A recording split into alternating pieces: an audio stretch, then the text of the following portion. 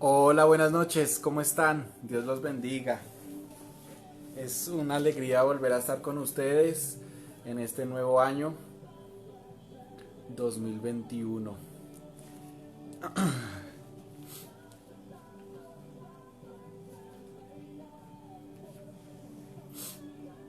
Esperemos que lleguen algunas personas.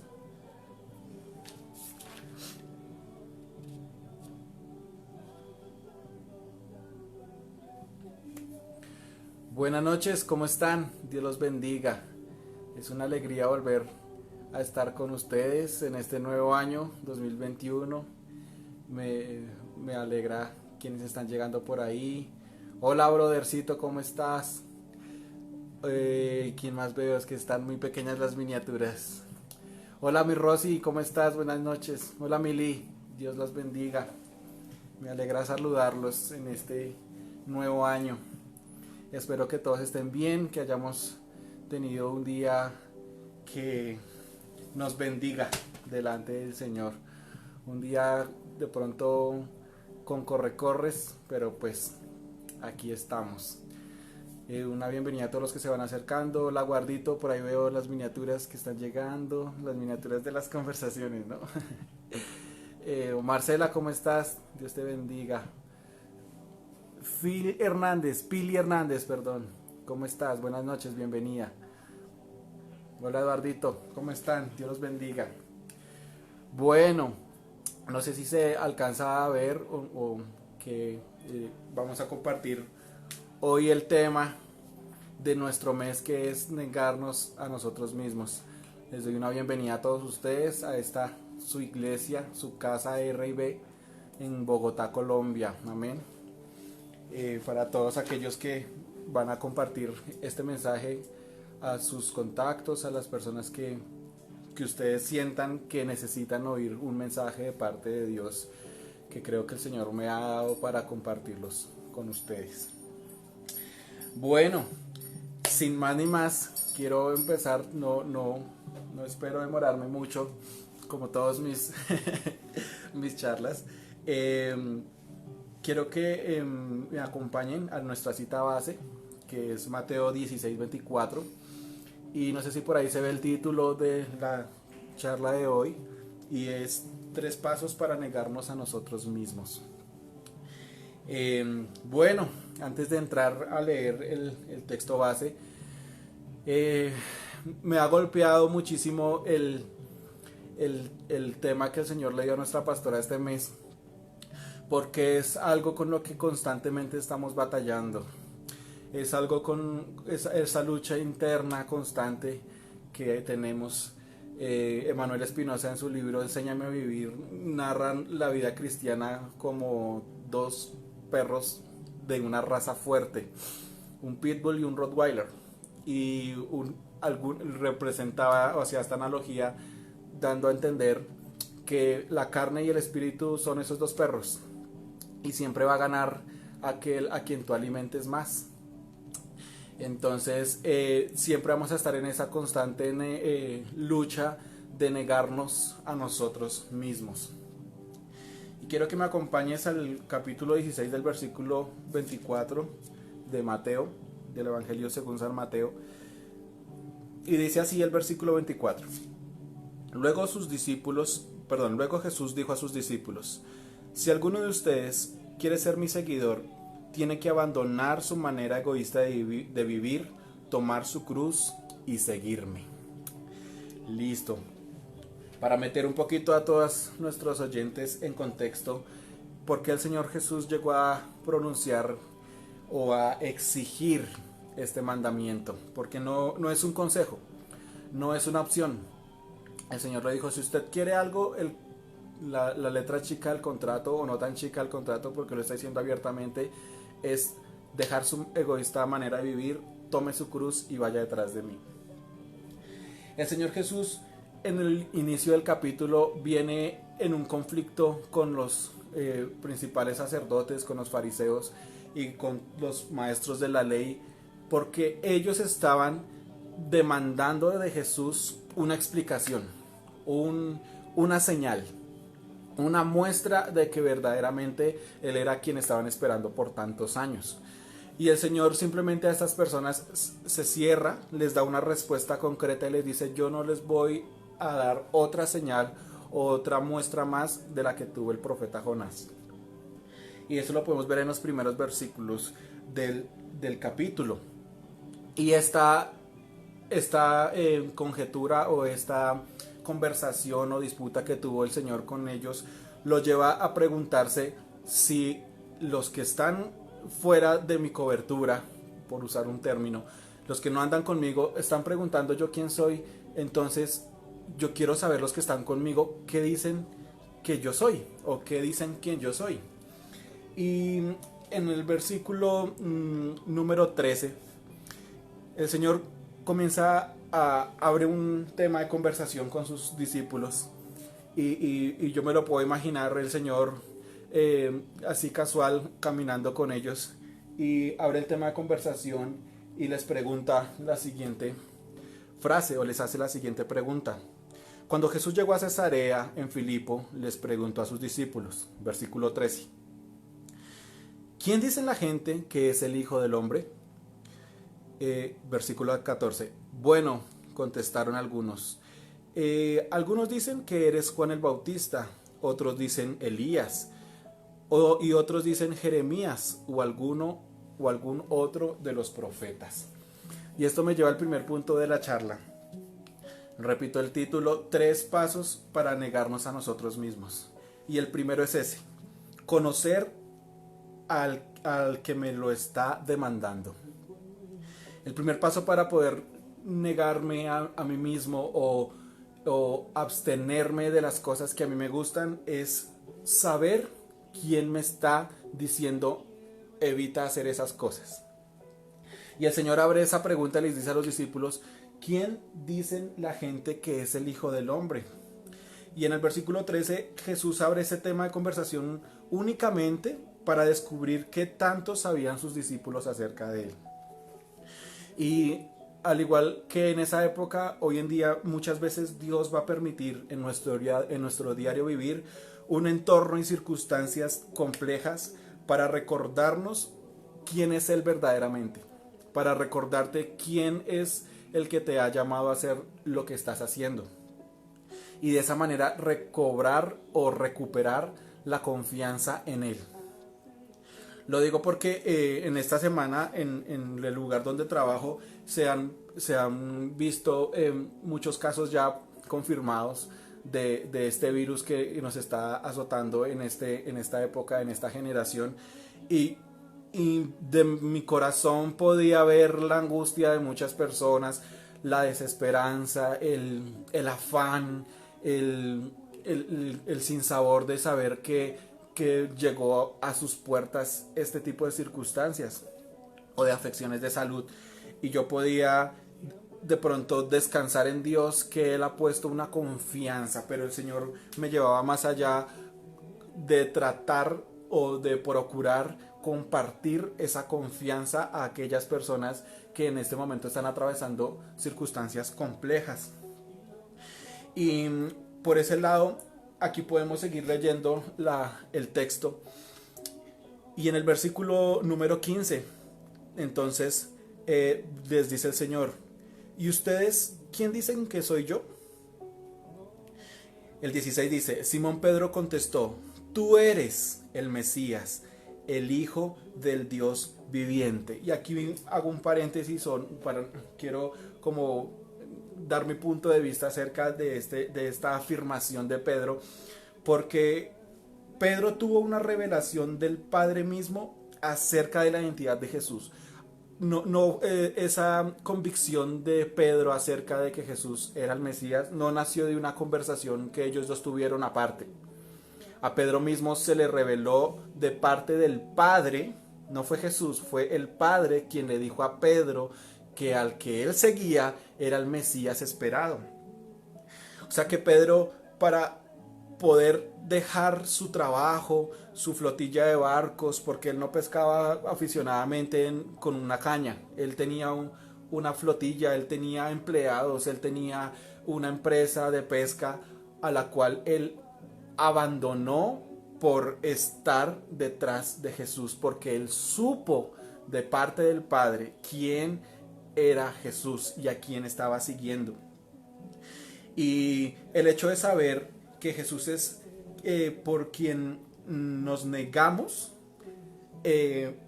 nos va a traer recompensas eternas que se van a ver aquí reflejadas aquí en la tierra. Y para apoyar esto que estoy diciendo, acompáñeme al capítulo número 19, el versículo número 29 de Mateo, para saber que la negación a nosotros mismos en esta tierra trae recompensas en esta tierra y eternamente. Dice el versículo número 29 del capítulo 19 de Mateo.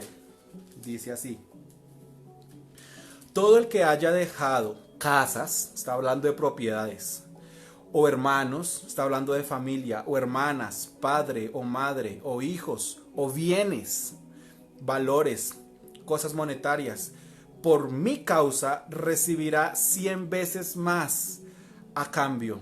Y además de eso, palabras mías, heredará la vida eterna. Es decir que si algunos, o me pasaba a mí, se los comparto a ustedes, por mucho tiempo se ha visto que negarse a sí mismo es algo negativo, algo que nos produce molestia. Pero aquí el Señor nos está diciendo, si te niegas a mí mismo, vas a tener recompensas 100 veces más aquí en la tierra y después tendrás la vida eterna. Y para avanzar, aquí el segundo paso es conocerme a mí mismo y descubrir cuál es mi cruz.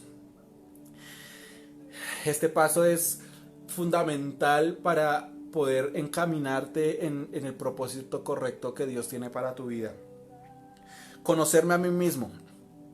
Muchas veces Dios permite circunstancias específicas para saber cuáles van a ser tus reacciones o cuáles van a ser tus decisiones en esas circunstancias complicadas. Y el descubrir la cruz o el descubrir con lo que tú debes luchar durante toda tu vida es el primer paso para poder ir en pos de Jesucristo. En el versículo 21 del pasaje base que nosotros tenemos, el Señor Jesús sabía cuál era su cruz, cuál era su misión, perdón. El Señor Jesús sabía cuál era su misión acá en la tierra y cuánto tenía que sufrir. Él ya conocía su cruz antes de ser clavado en ella. Y eso es un ejemplo inmenso de que el Señor vivió un día a la vez sabiendo cuál iba a ser su final. Y para nosotros el negarnos a nosotros mismos tiene que convertirse en algo positivo, tiene que ir en aumento hacia nuestra comunión con Dios. Y el descubrir nuestra cruz pueden ser varias cosas. La cruz de cada uno puede ser el temperamento, puede ser la falta de carácter. Nuestra cruz puede ser relaciones tóxicas o relaciones negativas o personas que quizás no aportan a nuestra vida beneficios. Nuestra cruz pueden ser las muchas riquezas, la abundancia excesiva, el despilfarro de las posesiones. Los pensamientos de pobreza también puede ser nuestra cruz. La codicia de los ojos, la promiscuidad, las adicciones, el ego, todo aquello que nos impide seguir y llevar a cabo nuestro propósito en Dios es un sinónimo de tu cruz. Todo lo que tú ves que te impide enfocarte en Cristo y en lo que Él ha puesto para tu vida o en tus metas es tu cruz, y identificarla es el paso principal para poder ir en pos de Jesucristo. Muchas veces nosotros pensamos que llevamos una cruz imposible de cargar, y aquí es como una parte B de este segundo punto. El descubrir tu cruz no es ya sé qué es lo que me falla y quedarte en pausa o quedarte en un stand-by eterno o sin un propósito. El descubrir tu cruz te tiene que llevar a avanzar. Y muchas veces pensamos que llevar esa cruz es imposible de cargar y que nadie más en el mundo ha sufrido tanto como nosotros. Pero algo que me sorprende es que hasta el mismo Señor Jesús, y quiero que me acompañen al capítulo 27 de Mateo, el mismo Señor Jesús aceptó o no se opuso o decidió ser ayudado a cargar su cruz. El capítulo 27 de Mateo dice así, es una parte de la crucifixión muy conocida, pero quiero que la palabra del Señor los afirme y lo confirme. Dice el versículo 32, en el camino se encontraron a un hombre llamado Simón, quien era de Cirene, y los soldados lo obligaron a llevar la cruz de Jesús. Y aquí el texto no dice, y Jesús dijo, no, déjenme, yo puedo solo porque yo soy Dios y yo puedo llevar a cabo todo esto, no necesito que nadie me ayude.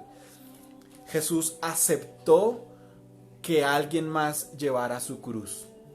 Y esto me lleva a que nosotros debemos contar con un confidente fiel aquí en la tierra que conozca cuál es nuestra cruz y nos ayude a llevarla.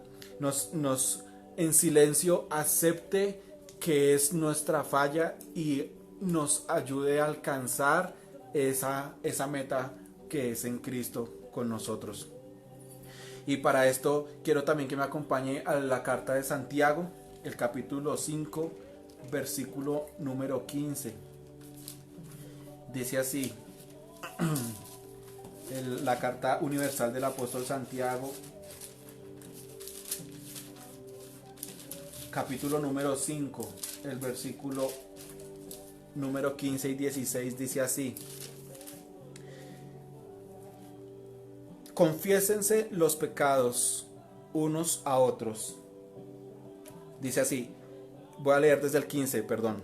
Una oración ofrecida con fe sanará al enfermo, y el Señor hará que se recupere, y si ha cometido pecado, será perdonado. Y ahora sí el 16. Confiésense los pecados unos a otros y oren los unos por los otros para que sean sanados. La oración ferviente de una persona justa tiene mucho poder y da resultados maravillosos. Aquí, una vez más, el Señor nos confirma o nos lleva a confiar en nuestros hermanos, en el círculo especial que la iglesia puede ofrecernos ya en esta época, en este siglo.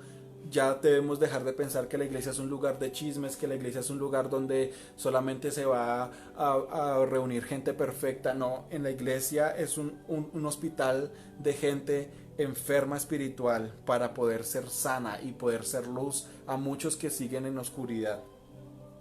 Y el tercer punto y el último para ir cerrando es ser empáticos, abandonar el egoísmo.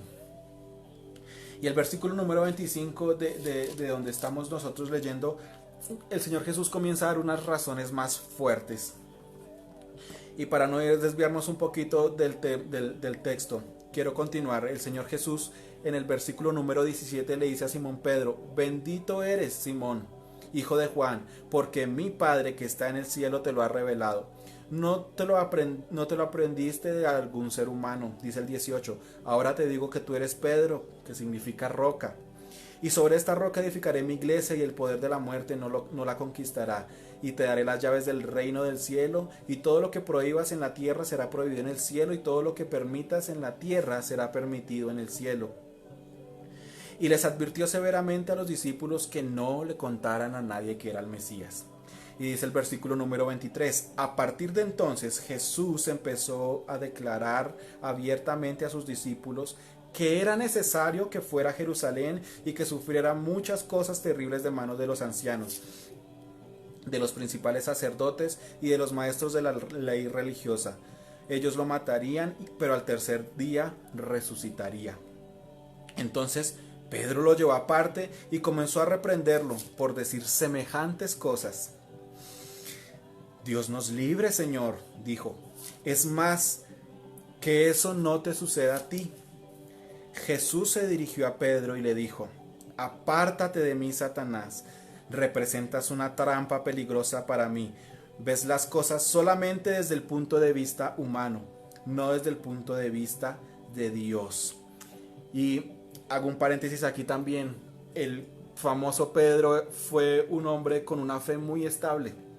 Ya lo había mencionado quizás en alguna otra oportunidad, que el Señor versículos antes le había hecho una promesa increíble, una promesa sorprendente, le iba a dar las llaves del reino, le dio autoridad, le hizo de todo, y en unos versículos siguientes lo llama Satanás, o lo llama rival, que se aparte de él. Pero la fe de Pedro nunca lo llevó a tal punto de renunciar, de decir, bueno, entonces me cambio de congregación.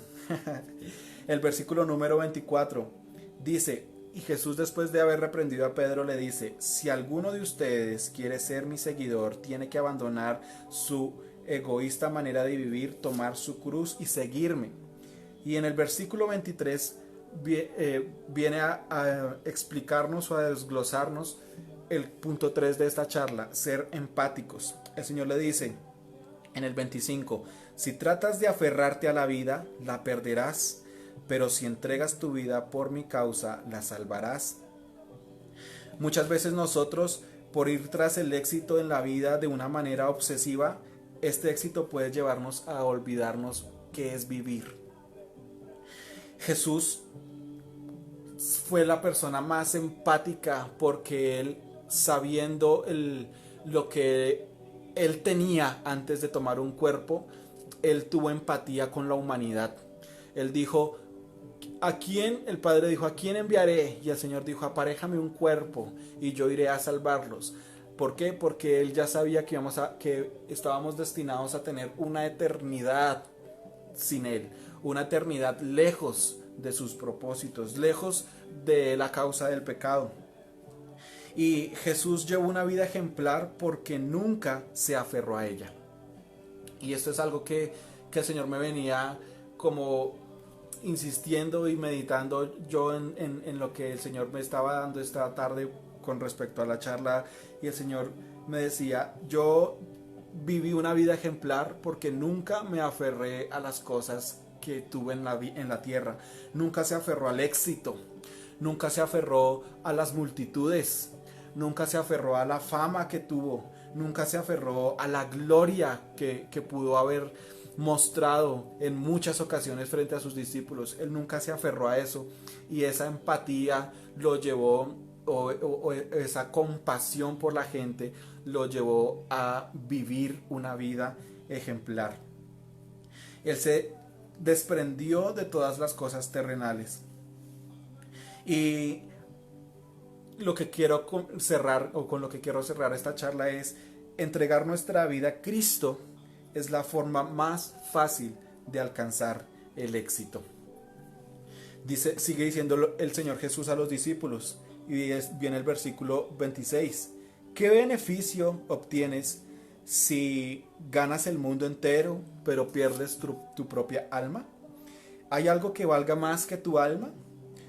Pues el Hijo del Hombre vendrá con sus ángeles en la gloria de su Padre y juzgará a cada persona de acuerdo con sus acciones. Les digo la verdad, algunos de los que están aquí ahora no morirán antes de ver al Hijo del Hombre llegar en su reino. El Señor abandonó todo tipo de egoísmo. El Señor decidió dejar, aquí como dice él, ¿de qué me serviría a mí tener todo el mundo si voy a perder el alma? Les estaba comentando a ellos. Nosotros, al volvernos una iglesia empática y misericordiosa, y que está pendiente del perdido, del que tiene dificultades, esa empatía por la gente es la que nos va a llevar a nosotros a tener una vida de éxito en Dios, una vida que se ha negado a sí misma.